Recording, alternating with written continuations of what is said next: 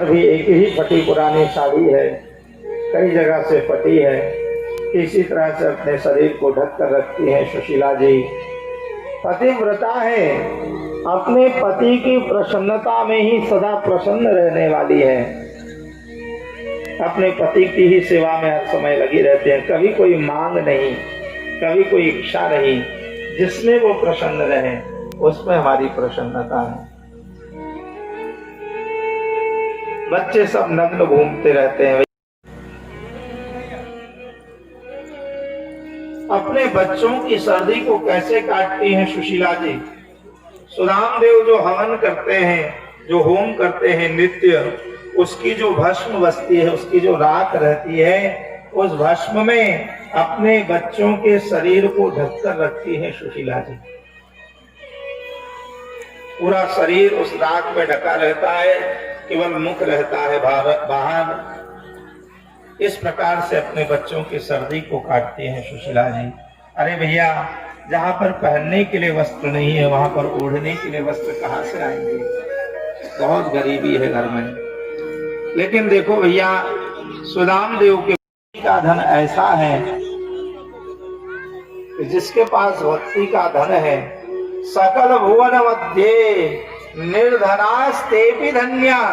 सकल भुवन में, त्रिभुवन में वो लोग निर्धन होकर भी धन्य माने जाते हैं जिनके हृदय में भगवान करती है।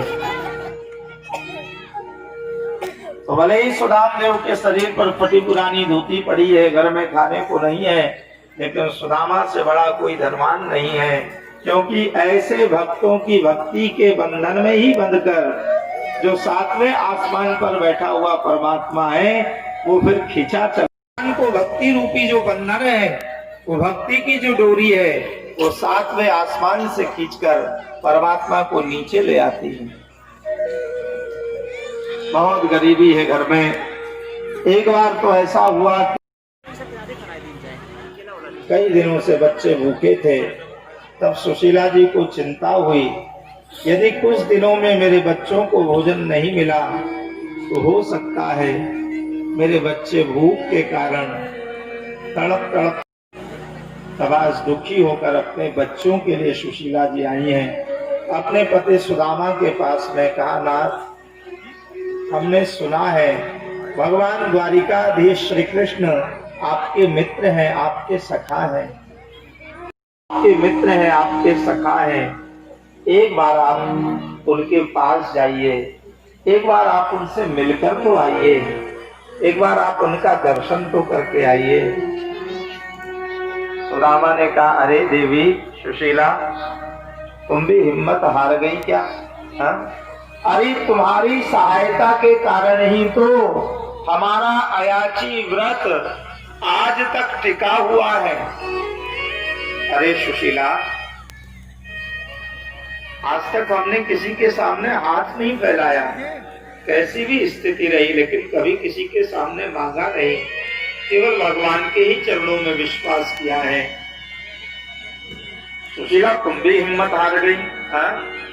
अरे भले ही भगवान द्वारिकाधीश श्री कृष्ण हमारे मित्र हो, हमारे सखा हो, लेकिन फिर भी हम उनसे मांग तो नहीं सकते हैं। सुनने के लिए जाइए। मैं तो आपसे कह रही हूँ, आप एक बार केवल उनसे मिलने के लिए जाइए, आप केवल एक बार उनका दर्शन करने के लिए जाइए, मांगने के लिए नहीं कह रहे। हाँ देवी, दर्शन की इच्छा तो हमारी भी बहुत होती है। अब तो हमारे पास में ही आ गए हैं कन्हैया, बहुत प्रेम करते थे हमसे, हमको कहते थे मित्र सखा, मुझसे मिलने जरूर आना। आज तो तुमने हमारे मित्र की याद दिला दी। ठीक है देवी, हम जा रहे हैं अपने मित्र से मिलने, लेकिन सुशीला, घर में कुछ हो तो ले आओ। बोलो राधे राधे। ज्योतिषी के पास जाएं, वैद्य के पास जाएं, तो कई जगह ऐसी होती है जहाँ खाली हाथ नहीं जाना चाहिए, कुछ ना कुछ लेकर जाना चाहिए। तो देवी, घर में कुछ हो तो ले आओ। सुनते ही सुशीला जी की आंख से आंसू आ गए। यदि घर में कुछ होता तो मैं अपने बच्चों को बनाकर खिला न देती, नाथ हम बहुत गरीब हैं, अकिंचन हैं, आज भगवान को देने कुछ नहीं है। लेकिन आप चिंता मत करिए, मैं अभी जाती हूँ, पड़ोस से लेकर आती हूँ। कहा नहीं मांगना नहीं है। कहा मांगना नहीं, ये तो हम स्त्रियों का आपस में व्यवहार होता है, उसके घर में नहीं होता है तो वो हमारे घर से ले जाती है, हमारे घर नहीं होता है तो उसके घर से ले आती हैं, बाद में लौटा देंगी। बोले हाँ मांगना नहीं। साड़ी जो पहन रखी है उसी का एक कोना निकाला है, सुशीला जी ने उसको फाड़ा और महाराज उसी फटी हुई साड़ी के उस टुकड़े में सुशीला जी ने उन कांटुलों को रखा है और रामदेव को देने लगी। रामदेव ने कहा देवी ये कांटुल ले जाऊं, सब क्या कहेंगे कि इनका मित्र ये कांटुल लेकर आया है। और चल दिए हैं सुदामा भगवान से मिलने। प्रभु मुझे बता चरणों में कैसे आऊं,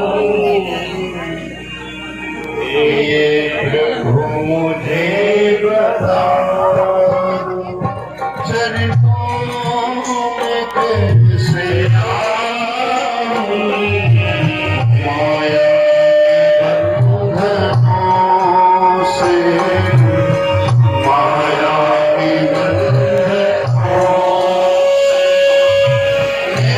मुक्ति कैसे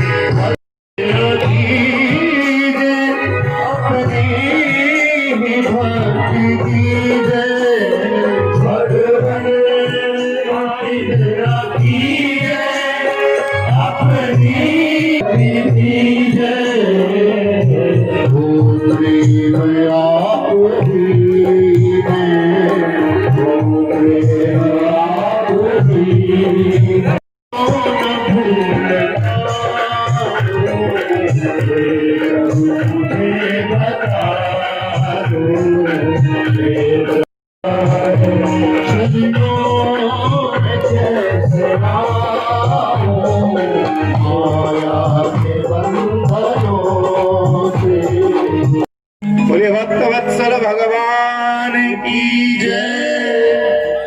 आज हमारे आपके सबके माननीय विधायक जी भी आए हैं कथा में। हम तो कई दिन से इंतजार कर रहे थे कि कब आएंगे कब आएंगे, एक दो दिन पूछा भी कि आए नहीं। तो जो अपनी जगह पर सब चुपचाप बैठ जाए ना, कथा में विघ्न नहीं करें और सब लोग अपनी अपनी जगह पर बैठ जाएं, इधर उधर कोई नहीं घूमे, सभी लोग पूर्ण शांति से बैठे।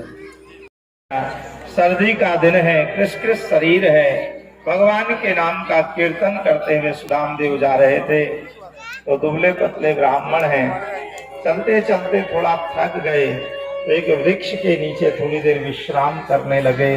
तो देखो भगवान की एक प्रतिज्ञा है, जो तू आवे एक पग मैं आऊं पग 60। हम भगवान से मिलने के लिए भगवान 60 कदम दौड़कर आकर हमको अपने हृदय से लगाते हैं।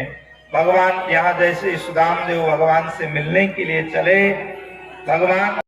भगवान ने सोचा ये दुबले पतले ब्राह्मण सुदामा हमारे मित्र, हमारे पता नहीं कितने दिन लग जाएंगे इनको आने में। तो भगवान ने गरुड़ जी को याद किया, कहा गरुड़ जी हमारे मित्र हमारे सखा सुदामा हमसे मिलने आ रहे हैं, आप ऐसा करिए उनको द्वारिका के बाहर छोड़ दीजिए, उन्हें पता भी नहीं चलना चाहिए।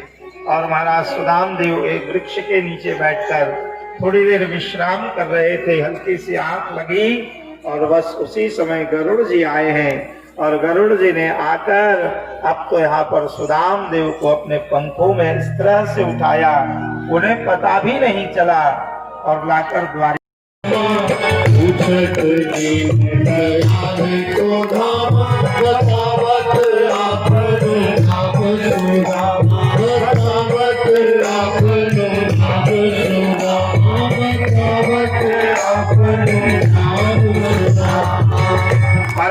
द्वार पर एक दुबला पतला ब्राह्मण खड़ा कृपा से सब काम हो रहा है। करते हो तुम कन्हैया, करते हो तुम कन्हैया, करते हो तुम कन्हैया। मेरा नाम हो रहा है, मेरा कृपा से सब काम हो रहा है। कृपा से सब काम हो रहा है। श्री राधे दोनों हाथ से ताली बजाते हुए प्रार्थना करें। जय हो।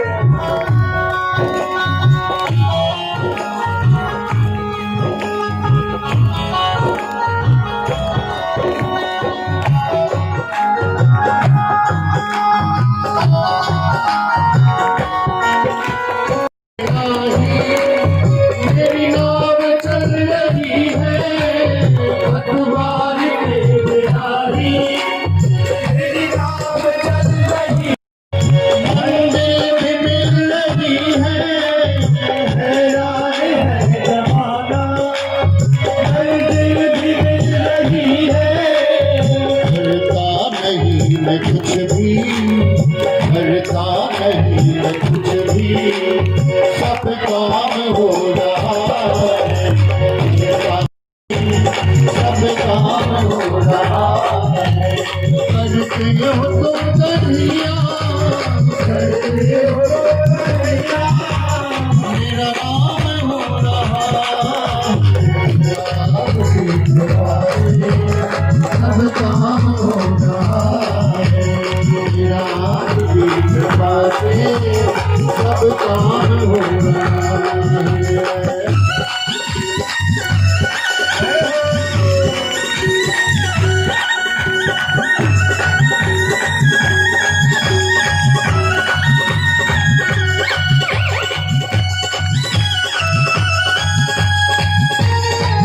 जी आए हैं तो हवेली तो बनेगी ही। बोलो राधे राधे। देखो घर घर में लोगों को इन्होंने मकान बनवाए हैं, है ना, आवास व्यवस्था दी है, और ठाकुर जी की कृपा है। और जब ठाकुर जी हाथ पकड़ लेते हैं तो सब काम अपने आप बनने लग जाते हैं।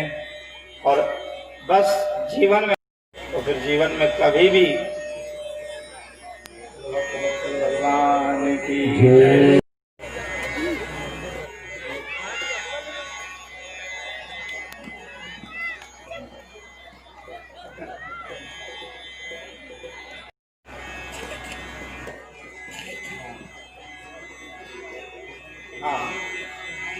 हाँ हाँ ठीक है। हाँ हाँ ठीक है।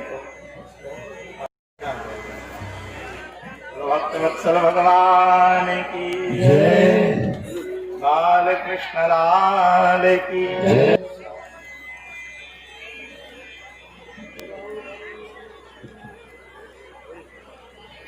और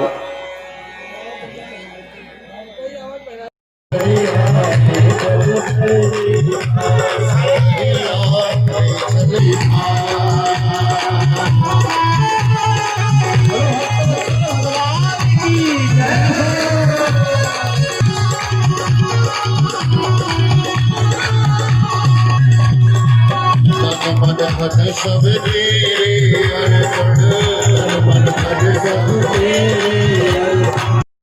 तेरे चल पल्ली सबरिया चल पल्ली, सबरिया चल पल्ली सबरिया। माताओं की मातृ शक्ति की चर्चा है, वहां पर आप सभी माताएं अवश्य उपस्थित होंगी।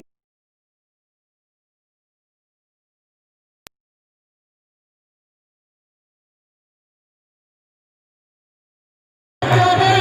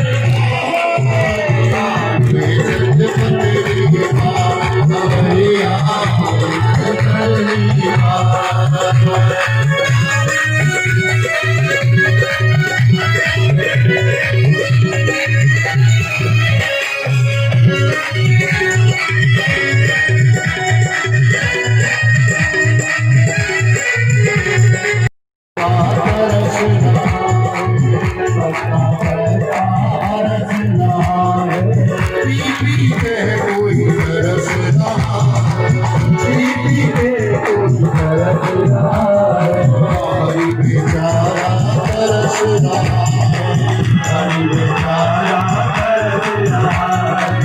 बहुत हुई हार गई है, बहुत हुई हार गई है, बहुत हुई हार गई है, बहुत हुई हार गई है। सवरिया, सवरिया,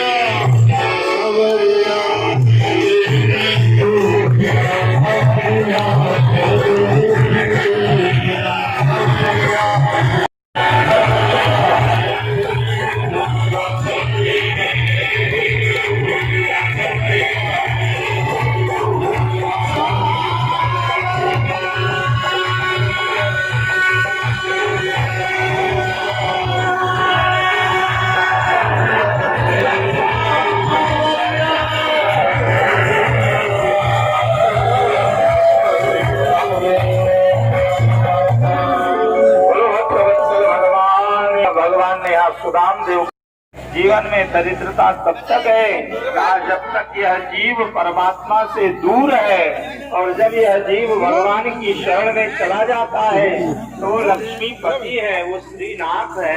महाराज वो हमारे जीवन की समस्त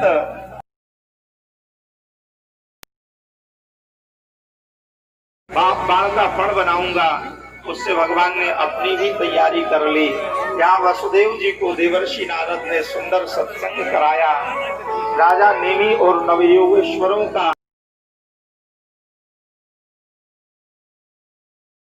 महाराज दाऊद आरा भी स्वधाम पधारे। देखो बाटा बाटी का काम करना है बिना यदि 1-2 दिन ज्यादा भी हो जाए तो कोई बात नहीं। क्यों? क्योंकि जब तक मैं यहाँ पर हूँ तब तक तक्षक यहाँ पर नहीं आ सकता है। श्रेष्ठ संत हैं, श्रेष्ठ गुरु हैं, तक्षक को भी मृत्यु को भी रोक सकते हैं। ठहरो अभी, इसका संशय नहीं मिटा है। यदि तुम्हारे मन में कोई संशय हो तो तुम पूछ लो। राजा परीक्षित ने हाथ जोड़कर कहा महाराज अब मुझे कोई संशय नहीं रह गया। आपने मुझे 12 स्कंद की कथा नहीं सुनाई है, आपने तो मुझे 12 अंग वाले परमात्मा का दर्शन ही करा दिया है। अब मैं 12 स्कंद की कथा सुन रहा हूँ तो मानो मुझे चले आ, सब कुछ छोड़कर तू मेरी शरण में चले आ। अब मुझे तक्षक का भय नहीं, अब तक्षक का डर नहीं, अब तो तक्षक का इंतजार है। तक्षक जल्दी आवे, जल्दी करे, जल्दी डसे। अब मैं सिद्ध हो चुका हूँ। राजा परीक्षित ने हाथ जोड़कर कहा है सिद्धोष्मि अनुगृहीतोष्मि भवता करुणात्मना श्रावये नमः पार्वती पतये